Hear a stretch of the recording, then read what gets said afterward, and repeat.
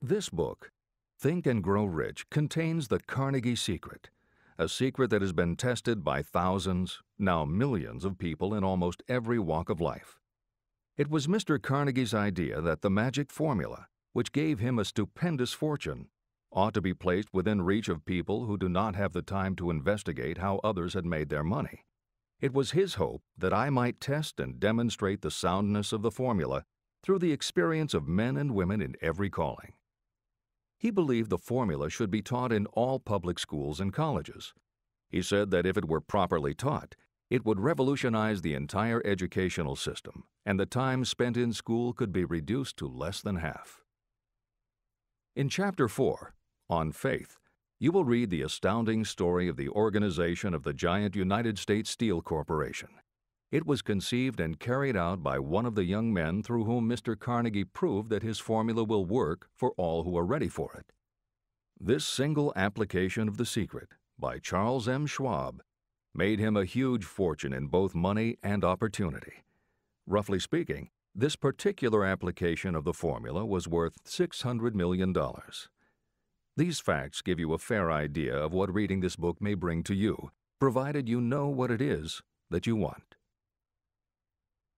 Editor's comment. According to one method of calculation, through inflation alone, it would take approximately $20 in 2001 to buy what $1 would have bought in 1901. However, to find the contemporary equivalent value of $600 million is not simply a matter of multiplying by the increase in the cost of living. Although there are other factors and variables in calculating buying power, even by conservative estimates, the $600 million would translate into at least $12 billion at the beginning of the 21st century. That's the end of the editor's comment. The secret was passed on to thousands of men and women who have used it for their personal benefit. Some have made fortunes with it. Others have used it successfully in creating harmony in their homes. A clergyman used it so effectively that it brought him an income of upwards of $75,000 a year, approximately $1.5 million in contemporary terms.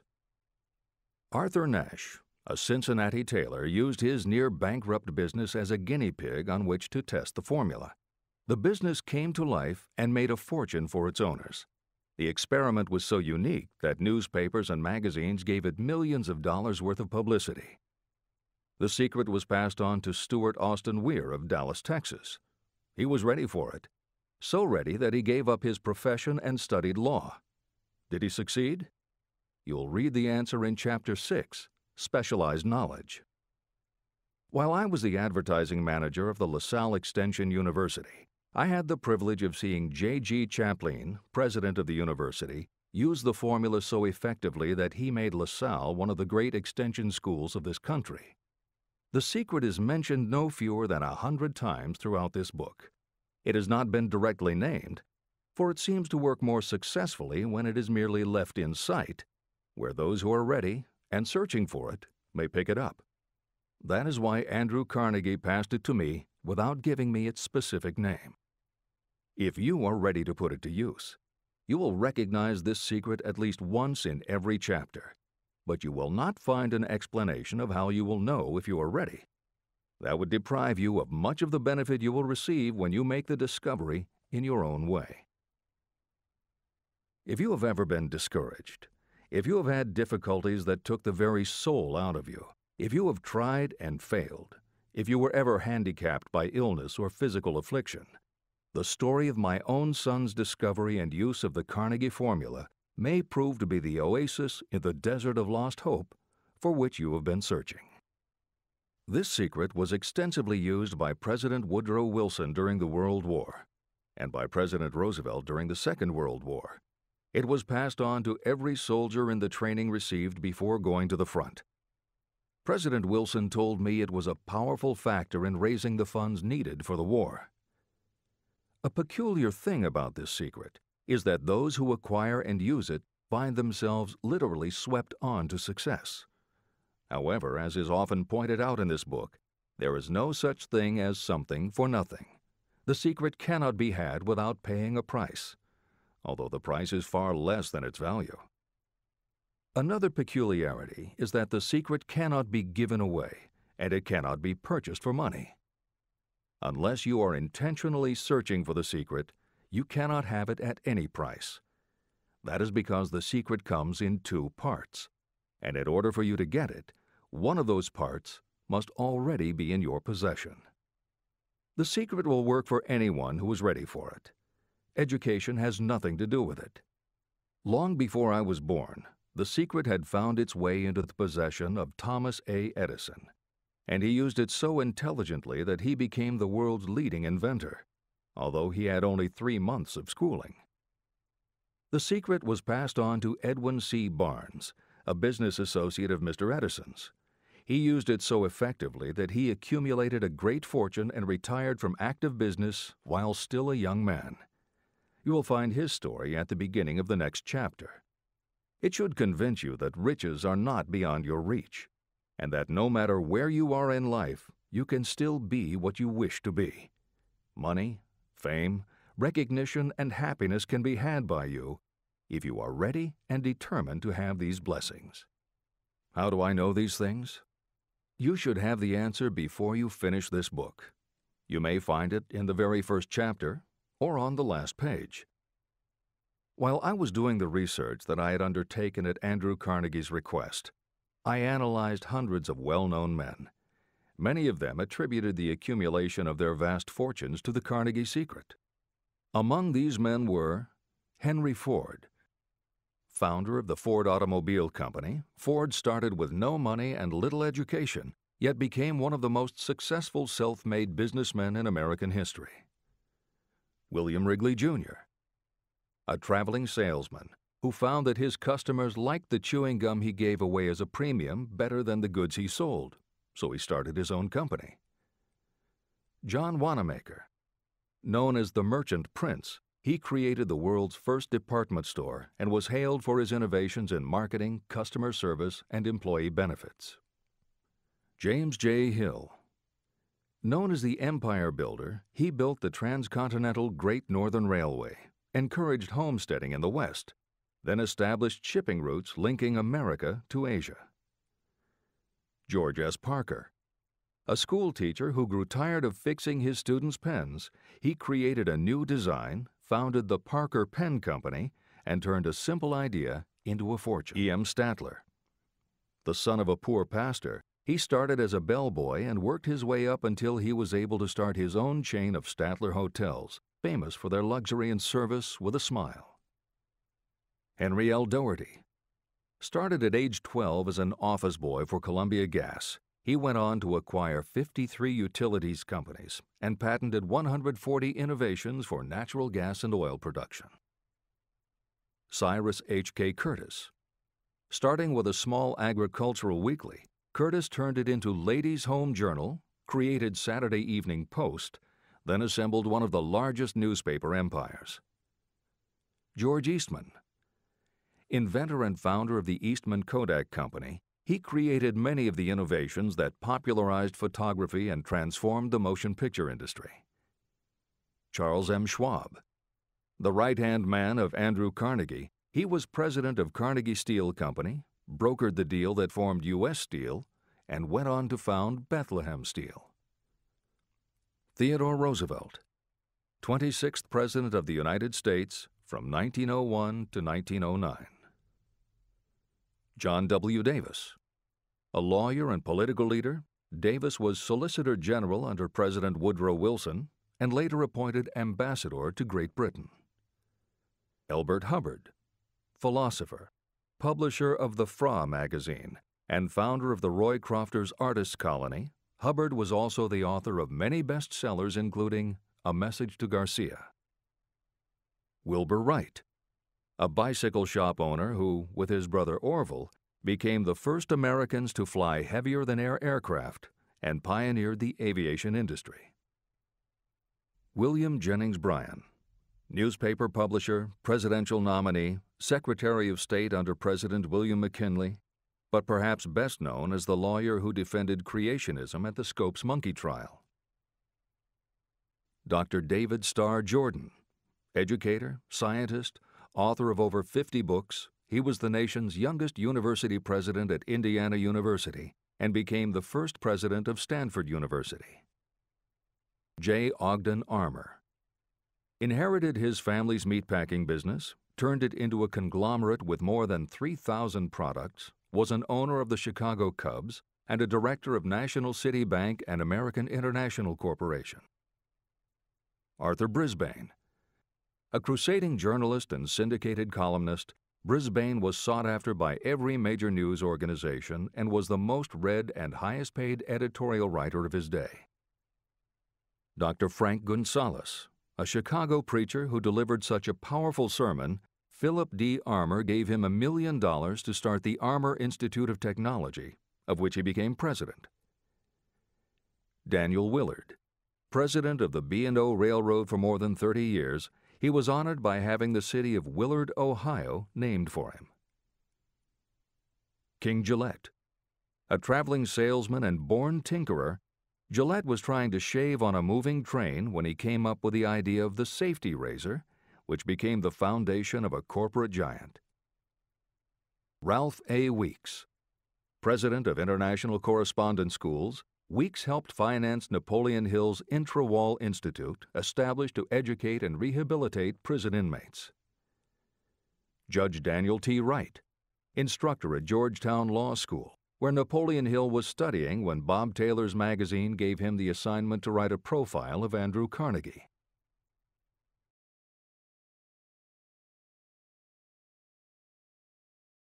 John D. Rockefeller. With $1,000 in savings plus another $1,000 borrowed from his father, he started a kerosene company which he grew into the giant Standard Oil and one of the world's greatest fortunes. Thomas A. Edison. Inventor and entrepreneur, he perfected the electric light bulb, the phonograph, the motion picture camera, and owned the rights to more than 1,000 patented inventions. Frank A. Vanderlip. A poor boy who became a journalist, social reformer, and self-made millionaire, he was president of the National City Bank, now Citibank, and Assistant Secretary of the Treasury. F. W. Woolworth. A clerk in a general store, he pioneered the idea of fixed-price selling and self-service and forever changed retail selling with a chain of Woolworth 5 and 10 cent stores. Colonel Robert A. Dollar. Starting with a small schooner bought to haul lumber down the West Coast, he built the Dollar Steamship Company, the largest fleet of luxury liners sailing under the U.S. flag.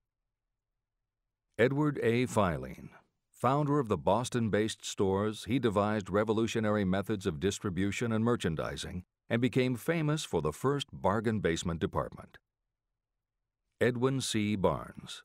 The only man Thomas Edison ever had as a partner, Barnes took Edison's failing dictaphone and sold it so successfully it became a fixture in offices and made him a multimillionaire. Arthur Nash. A Cincinnati tailor who used his bankrupt business as a guinea pig for the Carnegie Secret and was so successful the newspapers made him famous as Golden Rule Nash. Clarence Darrow. Famed as a lawyer, public speaker, and defender of the underdog, Darrow is best known as the lawyer who defended teaching the theory of evolution at the Scopes monkey trial. Woodrow Wilson.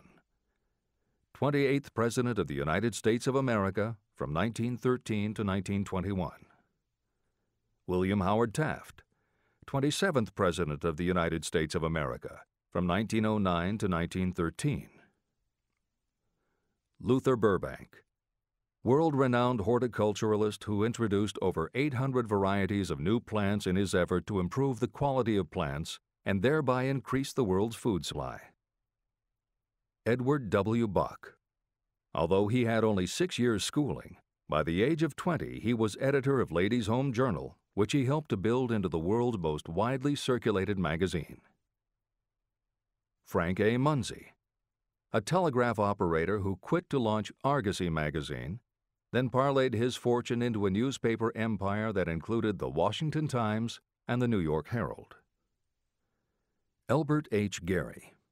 Chairman of U.S. Steel, at the time the largest corporation in the world, Gary spearheaded the construction of its first major project, the Gary Works Steel Plant, and the city of Gary, Indiana.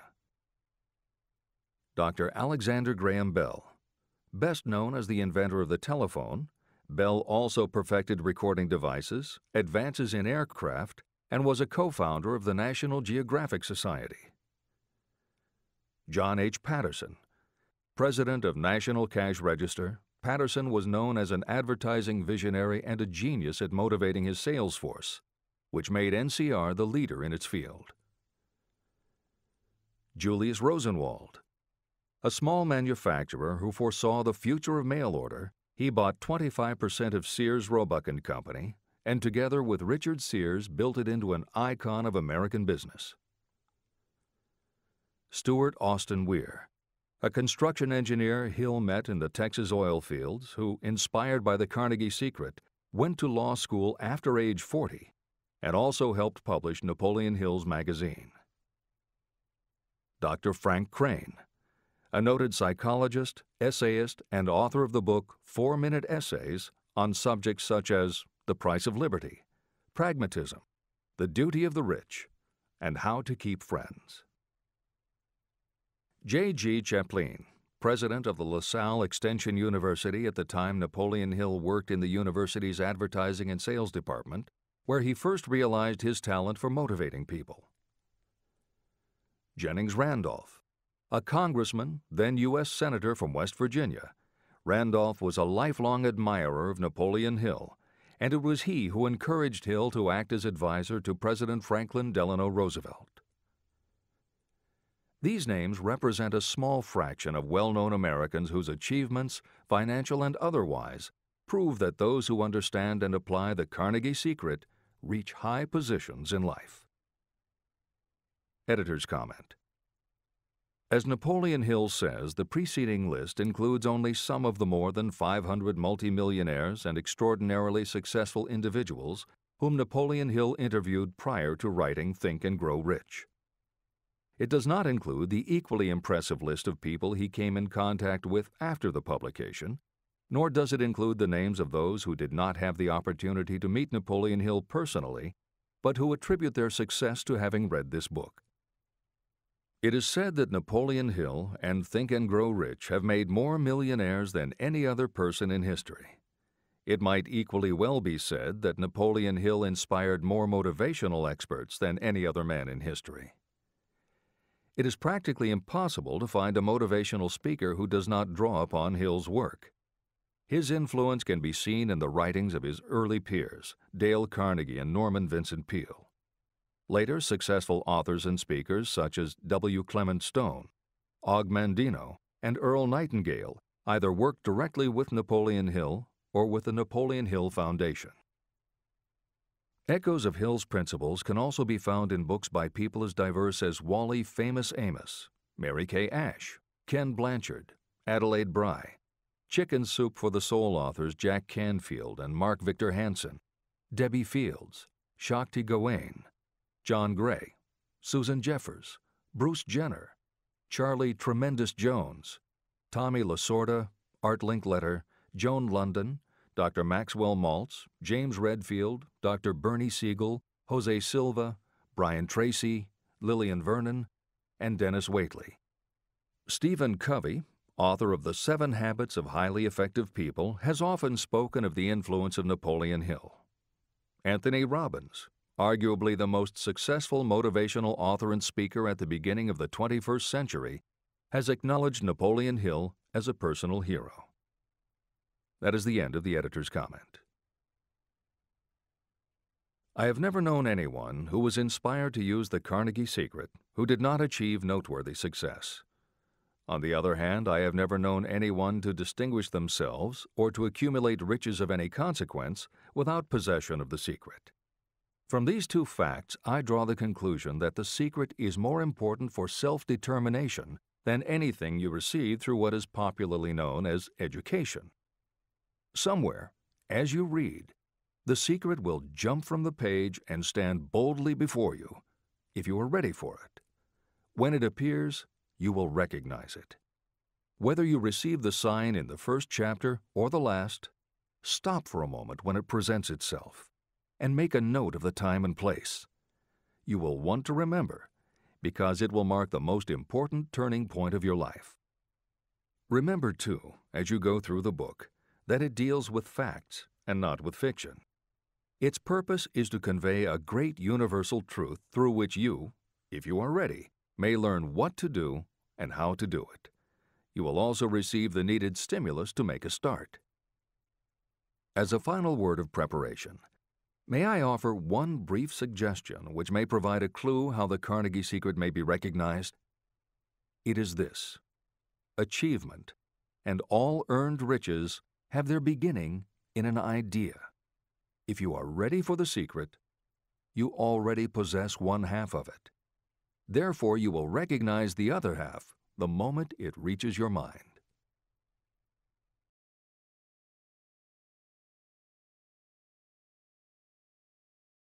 Editor's comments. Unlike much of the business and motivational literature available, Think and Grow Rich is not written for readers to skip around from chapter to chapter, taking a concept here and an idea there to solve the problem of the moment. This book is written as a carefully integrated whole, to be read in its entirety, from beginning to end. Concepts that are introduced in one chapter recur in other chapters where their meaning and significance rely upon the reader having already assimilated the earlier knowledge. The chapters are designed to build upon one another in such a way that every word is to be read, every idea is to be considered, and every concept is to be understood and absorbed. Think and Grow Rich is often called the first philosophy of personal achievement, and a philosophy is more than a collection of solutions to business problems. A philosophy is a system of principles that will guide your thoughts and actions, and provide you with a code of ethics and a standard of values. Think and Grow Rich will not just change what you think, it will literally change the way you think. In preparing this new and updated edition, every aspect of Think and Grow Rich has been analyzed to ensure its relevance to the current business climate. In those instances where material might be considered dated or out of step with contemporary practices, the original text has been updated or augmented with relevant new material. A hallmark of the original edition of Think and Grow Rich is that in every chapter Napoleon Hill cites real-life examples based on his own first-hand knowledge of America's most successful self-made multimillionaires.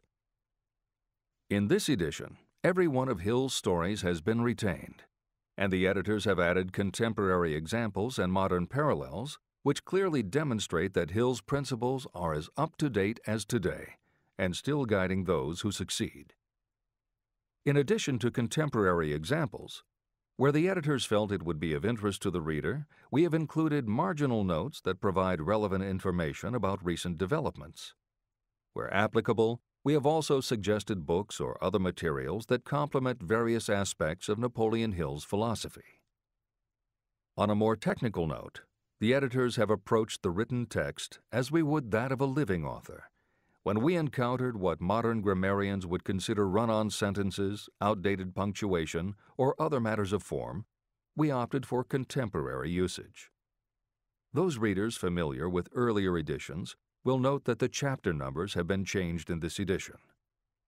Originally, Think and Grow Rich began with an unnumbered chapter, a word from the author. In this edition, that text appears as Chapter 1 and is renamed The Secret of Success. The chapters that follow are renumbered sequentially and proceed in their original order. The chapter that was previously titled The Mystery of Sex Transmutation has been retitled Sexuality, Charisma and Creativity, and the text has been restructured and annotated to reflect the role of women in contemporary society. All editorial commentary is clearly set off in a font and style that is different from the original text. This is the end of the editor's comments.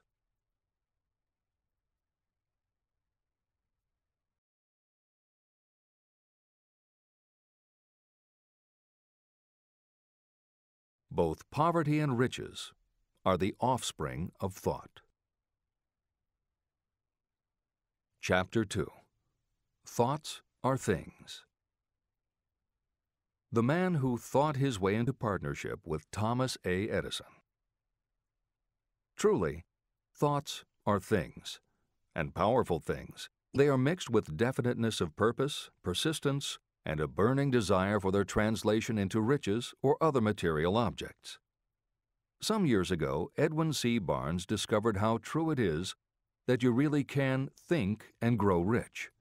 His discovery did not come about at one sitting. It came little by little, beginning with a burning desire to become a business associate of the great Thomas Edison.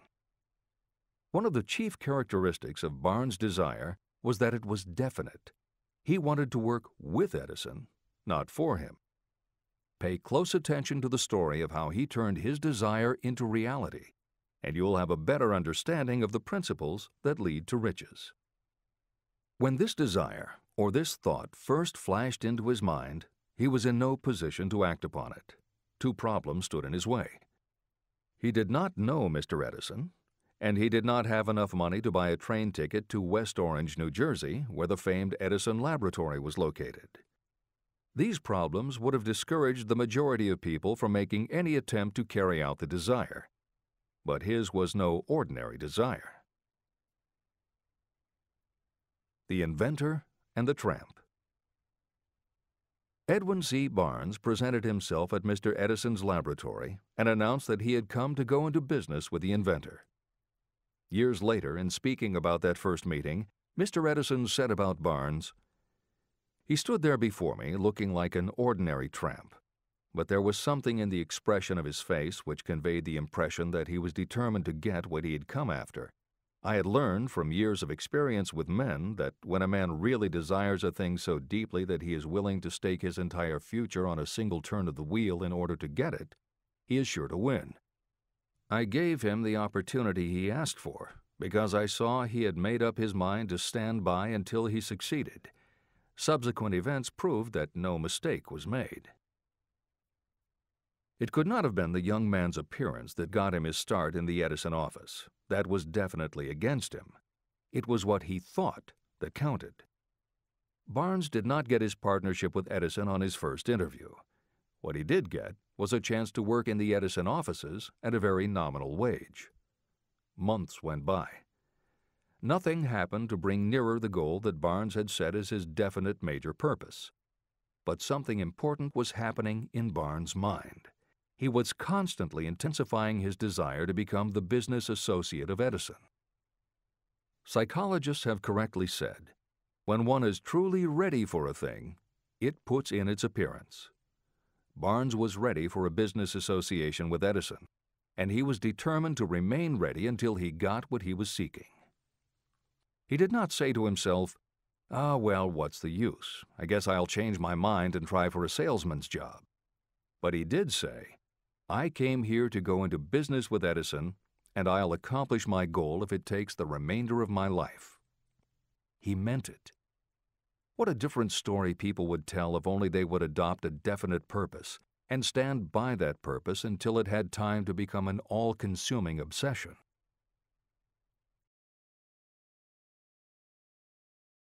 Maybe young Barnes did not know it at the time, but his bulldog determination and his persistence in focusing on a single desire was destined to mow down all opposition and bring him the opportunity he was seeking. When the opportunity came, it appeared in a different form and from a different direction than Barnes had expected. That is one of the tricks of opportunity. It has a sly habit of slipping in by the back door, and often it comes disguised in the form of misfortune or temporary defeat. Perhaps this is why so many people fail to recognize opportunity. Mr. Edison had just perfected a new device, known at that time as the Edison dictating machine.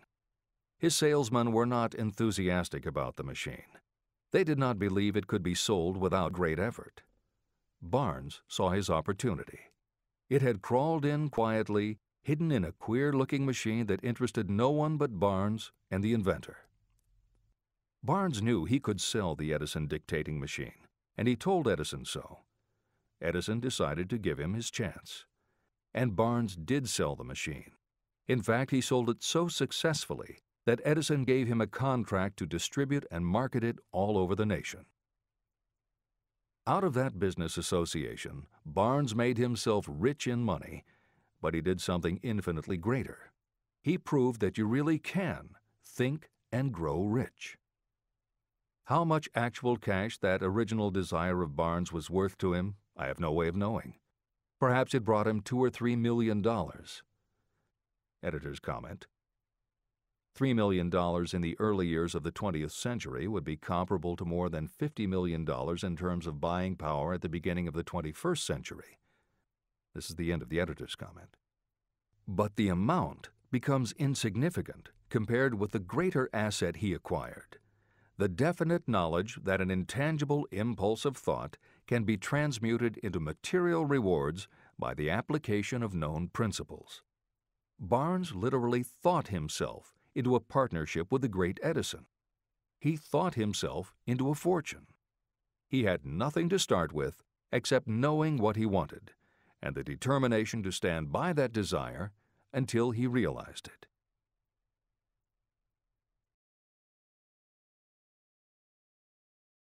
"3 feet from gold."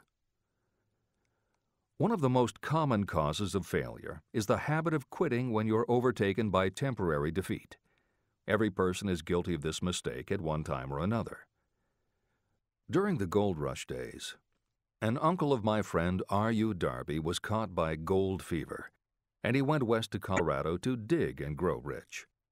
He had never heard that more gold has been mined from the thoughts of men than has ever been taken from the earth. He staked a claim and went to work with pick and shovel.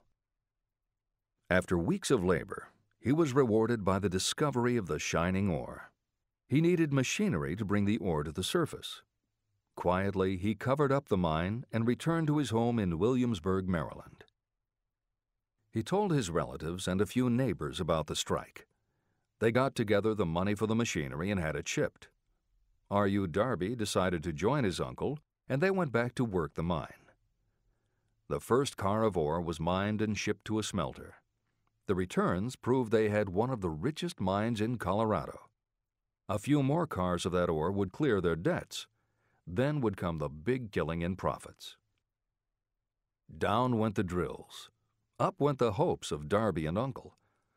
Then something happened. The vein of gold ore disappeared. They had come to the end of the rainbow, and the pot of gold was no longer there. They drilled on, desperately trying to pick up the vein again, all to no avail. Finally, they decided to quit. They sold the machinery to a junkman for a few $100s and took the train back home. The junkman called in a mining engineer to look at the mine and do a little calculating. The engineer advised that the project had failed because the owners were not familiar with fault lines. His calculations showed that the vein would be found just 3 feet from where the Darbys had stopped drilling. And that is exactly where it was found. The junkman took millions of dollars in ore from the mine because he knew enough to seek expert counsel before giving up. Long afterward, Mr. Darby recouped his loss many times over when he made the discovery that desire can be transmuted into gold. The discovery came after he went into the business of selling life insurance. Never forgetting that he lost a huge fortune because he stopped 3 feet from gold, Darby profited by the experience in his newly chosen field. He simply said to himself, "I stopped 3 feet from gold, but I will never stop because men say no when I ask them to buy insurance." Darby became one of a small group of men who sell over $1 million in life insurance annually. He owed his stickability to the lesson he learned from his quitability in the gold mining business. Before success comes in anyone's life, that person is sure to meet with much temporary defeat and perhaps some failure. When defeat overtakes a person, the easiest and most logical thing to do is to quit. That is exactly what the majority of people do. More than 500 of the most successful people this country has ever known told me their greatest success came just one step beyond the point at which defeat had overtaken them. Failure is a trickster with a keen sense of irony and cunning. It takes great delight in tripping you just when success is almost within reach.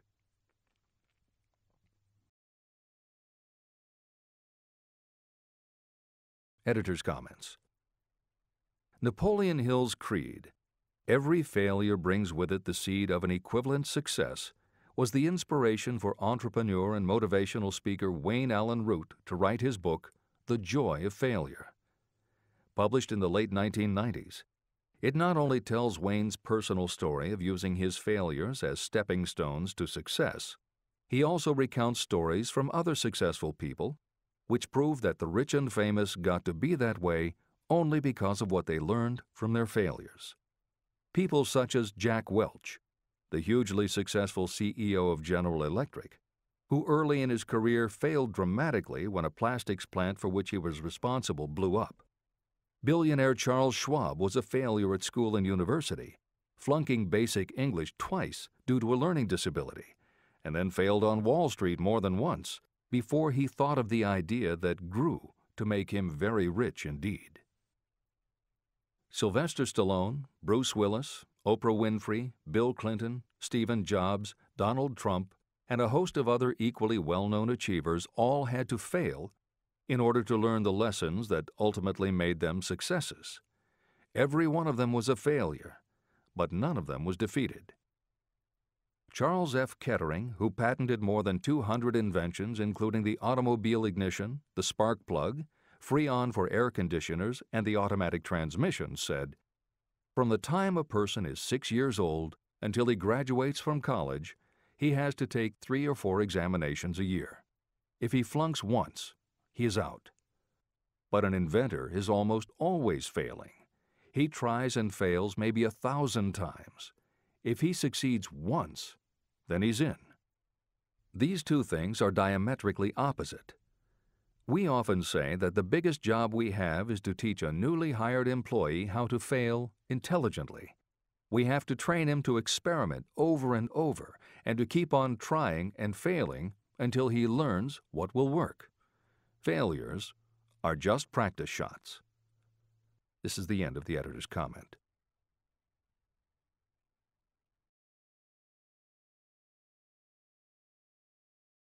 A 50-cent lesson in persistence. Shortly after Mr. Darby received his degree from the University of Hard Knocks, he witnessed something that proved to him that no does not necessarily mean no. One afternoon, he was helping his uncle grind wheat in an old-fashioned mill. The uncle operated a large farm on which a number of sharecropper farmers lived. Quietly, the door was opened, and a small child, the daughter of a tenant, walked in and took her place near the door. The uncle looked up, saw the child, and barked at her roughly, "What do you want?" Meekly, the child replied, "My mom says to send her 50 cents. "I'll not do it," the uncle retorted.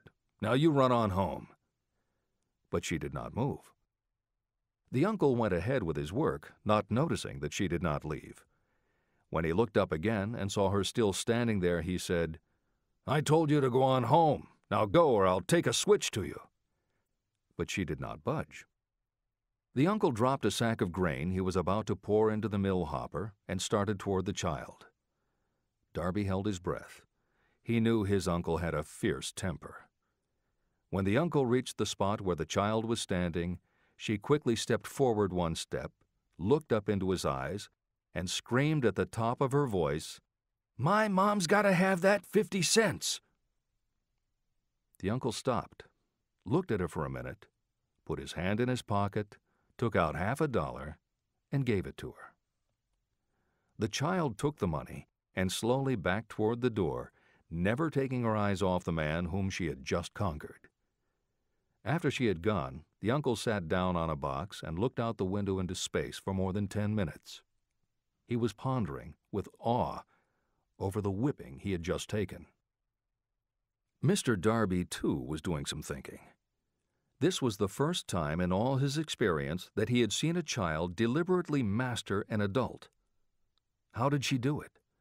What happened to his uncle that caused him to lose his fierceness and become as docile as a lamb? What strange power did this child use that made her master of the situation? These questions flashed into Darby's mind, but he did not find the answer until years later when he told me the story. Strangely, The story of this unusual experience was told to me in the old mill on the very spot where the uncle took his whipping. As we stood there in that musty old mill, Mr. Darby repeated the story and finished by asking, "What can you make of it? What strange power did that child use that so completely whipped my uncle?" The answer to his question will be found in the principles described in this book. The answer is full and complete. It contains enough details and instructions for you to understand and apply the same force that the little child accidentally stumbled upon.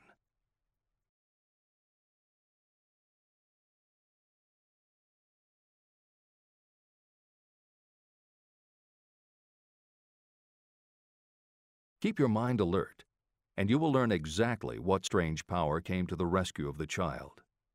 You may catch a glimpse of the power in this chapter, or it may flash into your mind in some later chapter. If you stay alert to the possibility, somewhere you will find the idea that will quicken your receptive powers and place at your command this same irresistible power. It may come in the form of a single idea, or it may come as a complete plan or a purpose. It may even cause you to go back over your past experiences of failure or defeat, and in doing so, it may bring to the surface some lesson by which you can regain all that you lost through defeat. After I had explained to Mr. Darby the power unwittingly used by the little child, he mentally retraced his 30 years as a life insurance salesman.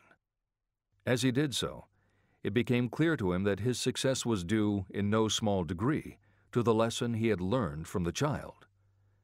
Mr. Darby pointed out, "Every time a prospect tried to bow me out without buying, I saw that child standing there in the old mill, her big eyes glaring in defiance, and I said to myself, 'I've got to make this sale.'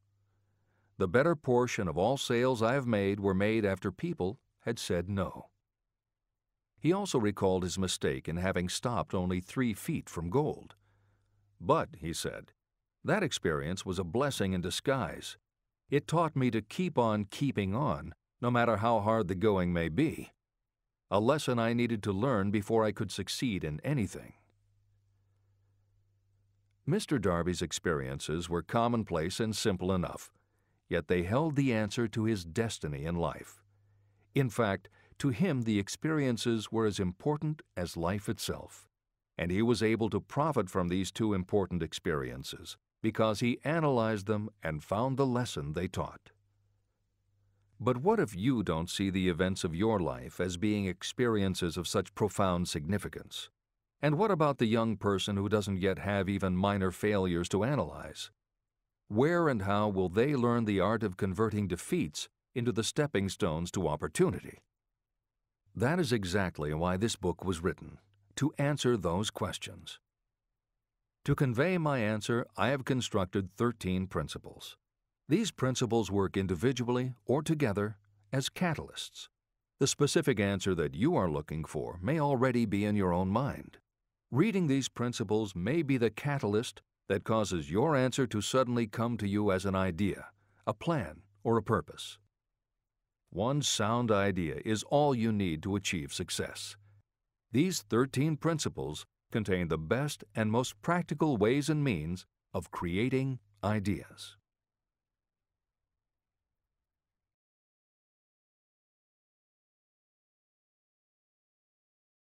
Success consciousness. Before I go any further in the description of these principles, you should know this.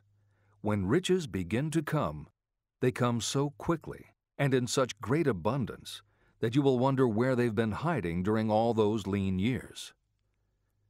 This is an astounding statement, especially when you take into consideration the popular belief that riches come only to those who work hard and long. When you begin to think and grow rich, you will observe that riches begin with a state of mind, with definiteness of purpose, with little or no hard work. What you need to know now is how to acquire the state of mind that will attract riches. I spent 25 years researching the answer to that question because I, too, wanted to know how wealthy men become that way. What you will learn is that as soon as you master the principles of this philosophy and begin to apply those principles, your financial status will begin to improve. Everything you touch will begin to transmute itself into an asset for your benefit. Impossible? Not at all. One of the main weaknesses the average person suffers is too much familiarity with the word impossible. We know all the rules that will not work. We know all the things that cannot be done. This book was written for those who seek the rules that have made others successful and are willing to stake everything on those rules. Success comes to those who become success conscious. Failure comes to those who allow themselves to become failure conscious. The object of this book is to help you learn the art of changing your mind from failure consciousness to success consciousness. Another weakness is the habit of measuring everything and everyone by your own impressions and beliefs. Some of you reading this will have trouble believing that you can think and grow rich because your thought habits have been steeped in poverty, misery, failure, and defeat. This kind of thinking reminds me of the story about the man who came from China to study at the University of Chicago. One day, President Harper met this young man on campus and stopped to chat with him for a few minutes. He asked what had impressed him as being the most noticeable characteristic of the American people. "Why," the student exclaimed, "the unusual shape of your eyes." It's all a matter of perspective and habit. The same is true of your belief in what a person can achieve. If you have formed the habit of seeing life only from your own perspective, you may make the mistake of believing that your limitations are in fact the proper measure of limitations.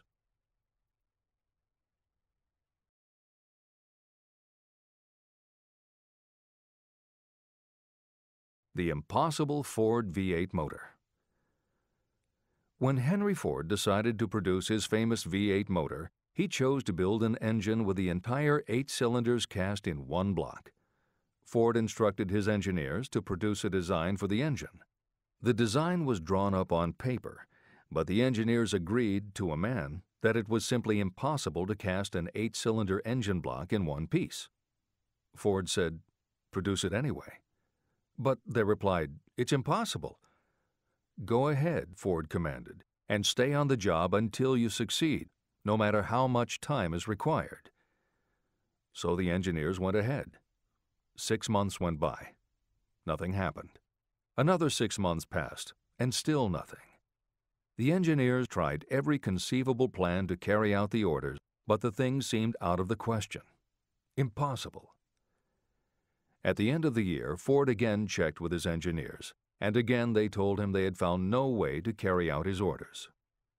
"Go right ahead," said Ford. "I want it, and I'll have it." They went ahead. And then, as if by a stroke of magic, the secret was discovered. The Ford determination had won once more. Henry Ford was a success because he understood and applied the principles of success. One of these principles is desire, knowing clearly what you want. Remember this Ford story as you continue reading this book. Pick out the lines in which the secrets of his stupendous achievement have been described. If you do this, if you can put your finger on those particular principles that made Henry Ford rich, you may equal his achievements in almost any calling for which you are suited. Editor's comments.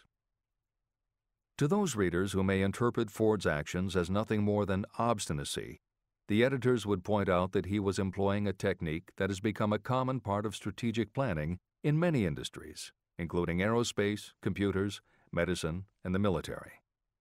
When launching large, complicated, long-term projects, the planners often know that at certain points along the way they will need components that simply do not yet exist. The fact that at the beginning there is no way to get from A to B does not deter them. There are many parts of the project they can get started on now, and they just assume that by the time they get to the point where they will need a technology or a device, they will have solved the problem of making it, and they have been proven right time and again. Stated simply, the technique is to clearly know what you want to accomplish, have faith in your ability to do it, and persist until you have accomplished your goal. This is the end of the editor's comments.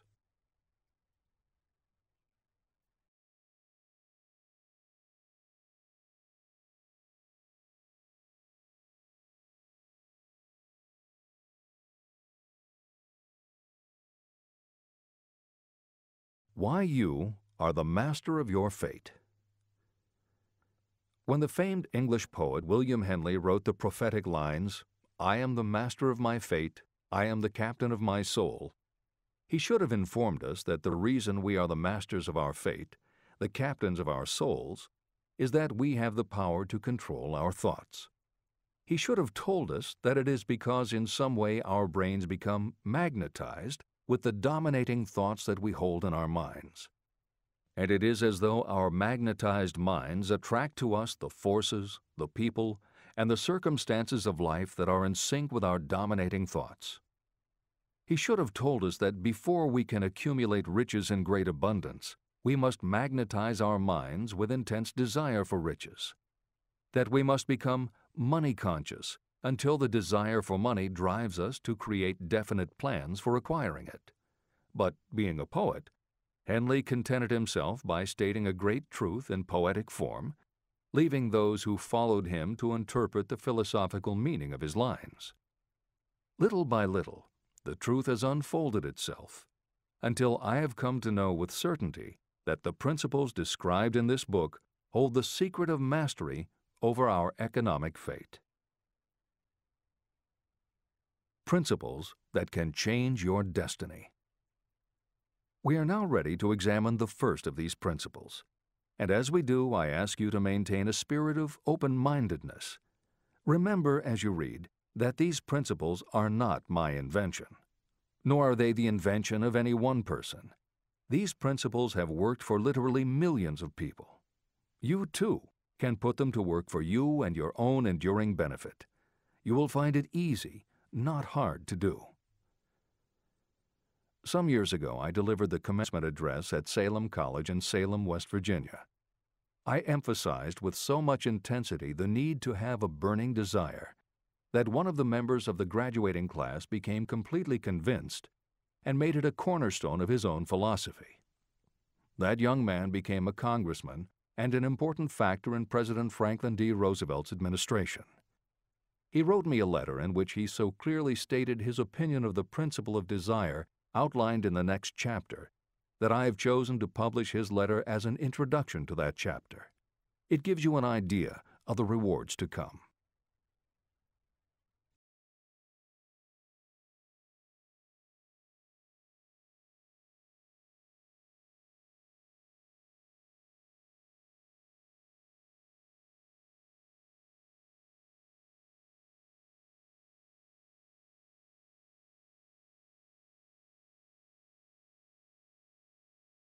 My dear Napoleon, my service as a member of Congress having given me an insight into the problems of men and women, I am writing to offer a suggestion which may become helpful to thousands of worthy people. In 1922, you delivered the commencement address at Salem College when I was a member of the graduating class. In that address, you planted in my mind an idea which has been responsible for the opportunity I now have to serve the people of my state, and will be responsible in a very large measure for whatever success I may have in the future. I recall, as though it were yesterday, the marvelous description you gave of the method by which Henry Ford, with but little schooling, without a dollar, with no influential friends, rose to great heights. I made up my mind then, even before you had finished your speech, that I would make a place for myself, no matter how many difficulties I had to surmount.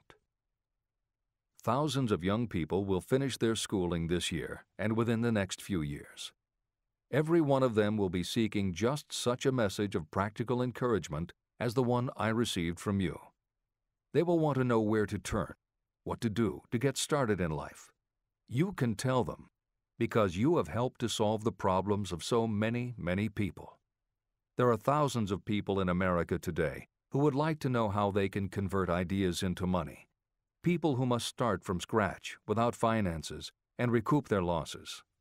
If anyone can help them, you can. If you publish the book, I would like to own the first copy that comes from the press, personally autographed by you. With best wishes, believe me, cordially yours, Jennings Randolph. Since that time in 1922, I watched Jennings Randolph rise to become one of the nation's leading airline executives, a great inspirational speaker, and a United States Senator from West Virginia. 35 years after I made that speech, it was my pleasure to return to Salem College in 1957 and deliver the baccalaureate sermon. At that time, I received an honorary Doctor of Literature degree from Salem College. Editor's comments. As you begin the next chapter, the editors would like to reinforce the earlier statement that what you are reading is not just a collection of theories out of which you can cherry-pick what you like. The 13 principles of success were proven by the real-life experiences of the long list of famous successful people cited earlier by Napoleon Hill.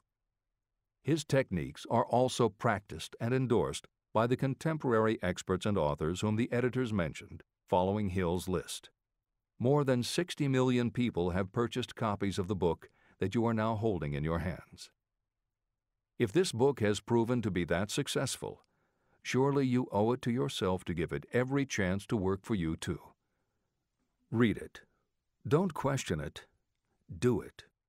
If you don't, if you think that you know better than Napoleon Hill, if you decide to pick and choose the parts that you will believe or follow, then if you don't succeed, you will never know if your failure lies with this book or with you. This is the end of the editor's comments.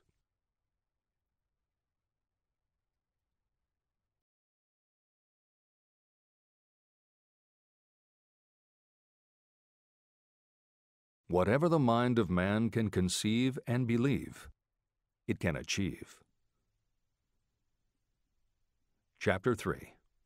Desire, the starting point of all achievement. The first step toward riches. When Edwin C. Barnes climbed down from the freight train in West Orange, New Jersey, he may have resembled a tramp, but his thoughts were those of a king. As he made his way from the railroad tracks to Thomas A. Edison's office, his mind was at work. He saw himself standing in Edison's presence. He heard himself asking Mr. Edison for an opportunity to carry out the one consuming obsession of his life, a burning desire to become the business associate of the great inventor. Barnes' desire was not a hope. It was not a wish. It was a pulsating desire which transcended everything else. It was definite. A few years later, Edwin C. Barnes again stood before Edison in the same office where he first met the inventor. This time, his desire had been translated into reality. He was in business with Edison. The dominating dream of his life had become a reality. Barnes succeeded because he chose a definite goal, placed all his energy, all his willpower, all his effort. He put everything he had into achieving that goal. 5 years passed before the chance he had been seeking made its appearance. To everyone except himself, he appeared to be just another cog in the Edison business wheel.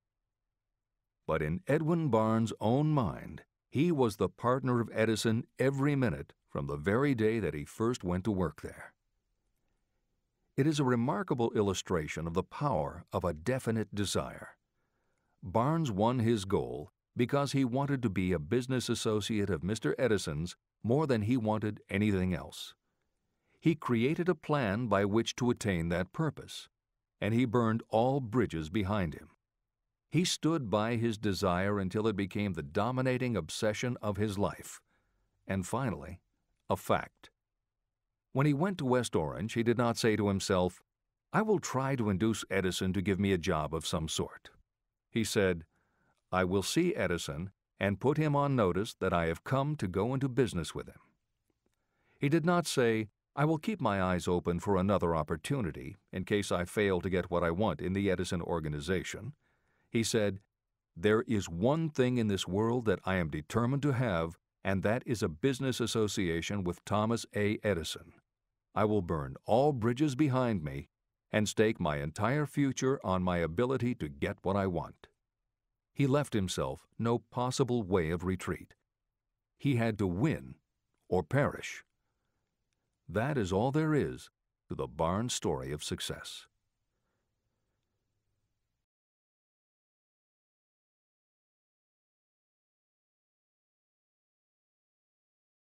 Allow yourself no retreat.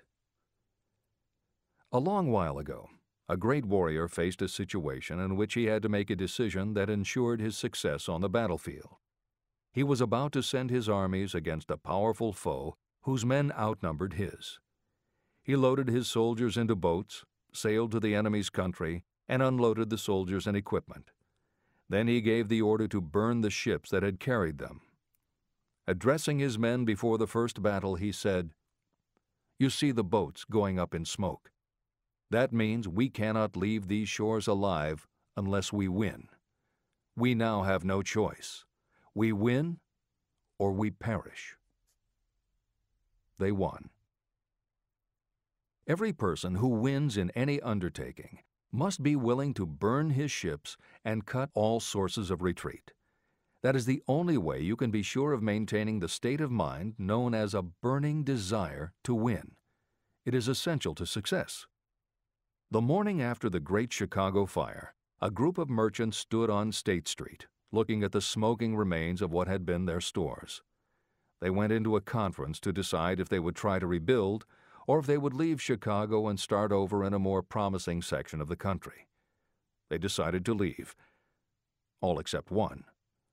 The merchant who decided to stay and rebuild pointed a finger at the remains of his store and said, "Gentlemen, on that very spot I will build the world's greatest store, no matter how many times it may burn down." That was in 1871. The store was built. It still stands there today. The Marshall Field's department store is a towering monument to the power of that state of mind known as a burning desire. The easy thing would have been for Marshall Field to do exactly what his fellow merchants did. When the going was hard and the future looked dismal, they pulled up and went where the going seemed easier. Mark well this difference between Marshall Field and the other merchants. It is that difference which distinguishes those who succeed from those who fail. Every human being old enough to understand the value of money wishes for it, but wishing will not bring riches.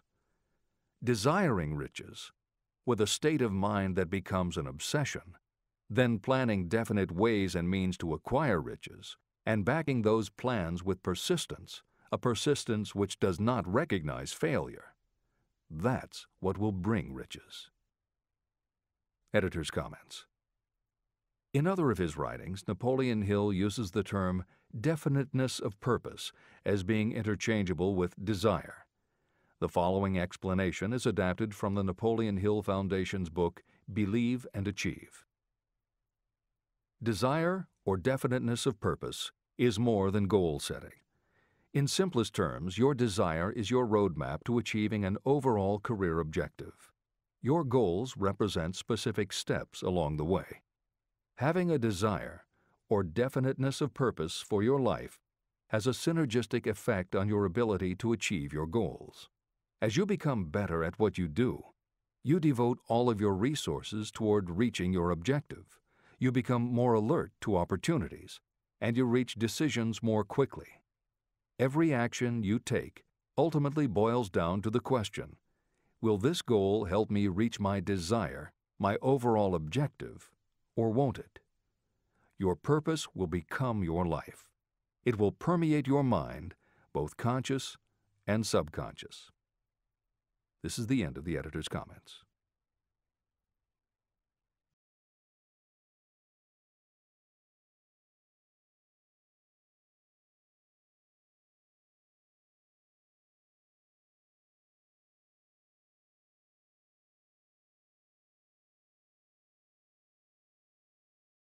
Six ways to turn desire into gold.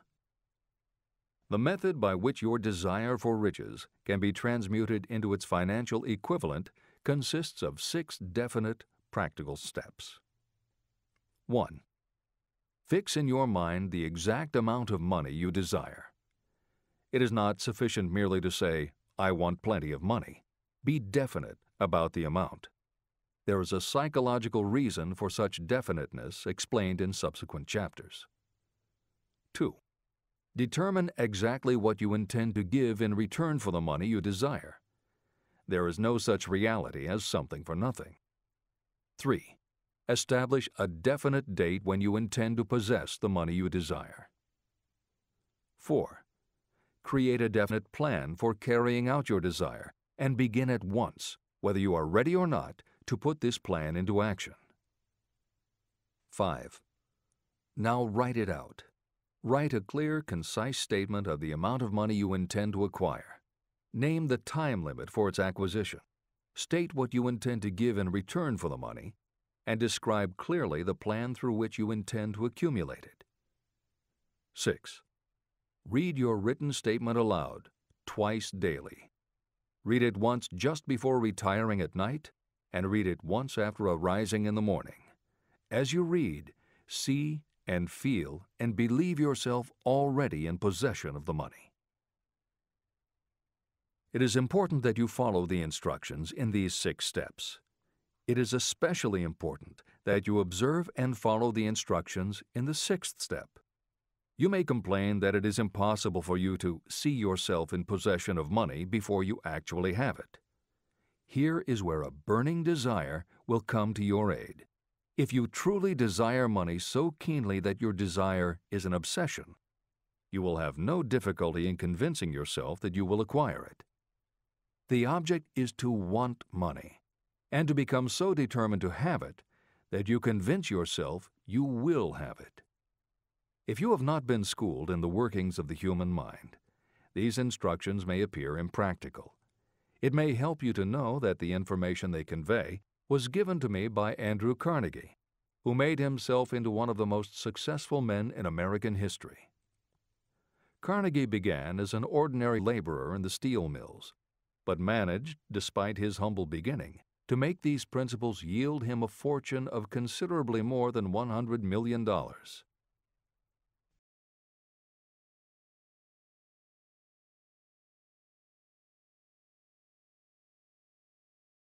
Editor's comment. In today's terms, the value of Carnegie's fortune would be at least $20 billion and probably a good deal more. End of editor's comment. It may be of further help to know that the 6 steps were carefully scrutinized by the famed inventor and successful businessman, Thomas A. Edison. He gave his stamp of approval, saying they are not only the steps essential for the accumulation of money, but also for the attainment of any goal. Editor's comments. In the time since Napoleon Hill wrote these words, advances in our understanding of both the physiology of the brain and the psychology of the mind have yielded a much greater understanding of human motivation. Even so, the methods used by modern motivational experts are essentially the same techniques advised by Hill. Research studies confirm that there is sound psychological basis for doing as Hill advises. Be very specific when setting goals. Perform the physical act of committing those goals to paper, and repeat your stated goal aloud to yourself often. These techniques have gained wide acceptance among modern experts in the field. The psychological principle at work is similar to that which underlies autosuggestion and self-hypnosis, concepts that will be discussed in greater depth in Chapter 5, Autosuggestion, and in Chapter 13, The Subconscious Mind. Hill's instruction to see yourself as you will be when you have already achieved your objective is also a specific technique. Today it is commonly taught by motivational experts under the term creative visualization. In Chapter 4 on faith and in Chapter 5 on autosuggestion, Hill elaborates on his method. Before moving on, the editors would like to reinforce Hill's advice to follow his instructions to the letter. The editors know there is a tendency for the reader to assume that it is enough for them just to intellectually understand a concept. As you read Hill's 6 points, you probably found yourself thinking, sure, some people might need to write things down, but I'm not a kid, I get the idea.